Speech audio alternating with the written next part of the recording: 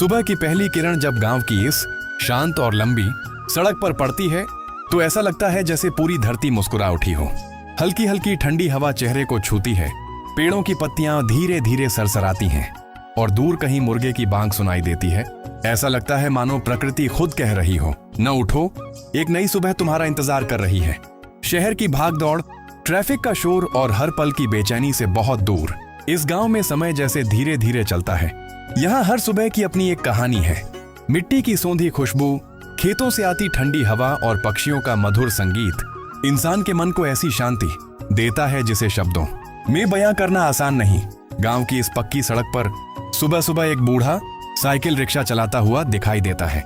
उसके चेहरे की झुर्रियां वर्षों की मेहनत की कहानी कहती हैं, लेकिन होठों पर मुस्कान आज भी वैसी ही है। रास्ते में मिलने वाले हर इंसान को वह मुस्कुराकर नमस्ते करता है। गांव में लोग सिर्फ एक दूसरे को जानते नहीं, बल्कि एक दूसरे के सुख दुख में साथ खड़े रहते हैं। कुछ ही दूर खेतों की हरियाली आंखों को सुकून देती है। मानसून की पहली बारिश के बाद जब खेत पानी से भर जाते हैं तो पूरा गांव एक साथ खेती में जुट जाता है। किसान अपने बैलों के साथ खेतों की जुताई करते हैं। उनके पैरों में कीचड़ लगा होता है, माथे पर पसीना चमकता है, लेकिन चेहरे पर मेहनत का गर्व साफ दिखाई देता है। धान की छोटी छोटी पौध तैयार होती है। महिलाएं और पुरुष मिलकर उन्हें खेतों में कतारों में लगाते हैं। कोई गीत गुनगुना रहा होता है, कोई हंसते हुए मजाक कर रहा होता है। मेहनत यहाँ बोझ नहीं, बल्कि जीवन का उत्सव है। हर पौधे के साथ उम्मीद बोई जाती है कि कुछ महीनों बाद यही खेत सोने जैसी फसल से लहलहा उठेंगे। दोपहर होते होते सूरज तेज हो जाता है। किसान थोड़ी देर के लिए किसी बड़े पेड़ की छांव में बैठ जाते हैं।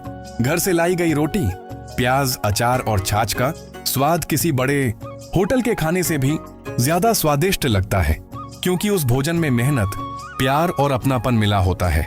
गांव के छोटे छोटे घरों के आंगन में बच्चे खेलते हैं। कोई गिल्ली डंडा खेल रहा है, कोई कंचे, तो कोई मिट्टी से छोटे छोटे घर बना रहा है। दादी चारपाई पर बैठकर पुराने किस्से सुनाती हैं। बच्चे बड़ी उत्सुकता से उन कहानियों को सुनते हैं, जैसे हर कहानी में कोई नया जादू छिपा हो। शाम होने लगती है तो गांव का नजारा पूरी तरह बदल जाता है। गायें और भैंसें चरकर वापस लौटती हैं। उनके गले में बंधी घंटियों की मधुर आवाज पूरे माहौल को और भी सुरीला बना देती है। औरतें घर के बाहर आंगन साफ करती हैं।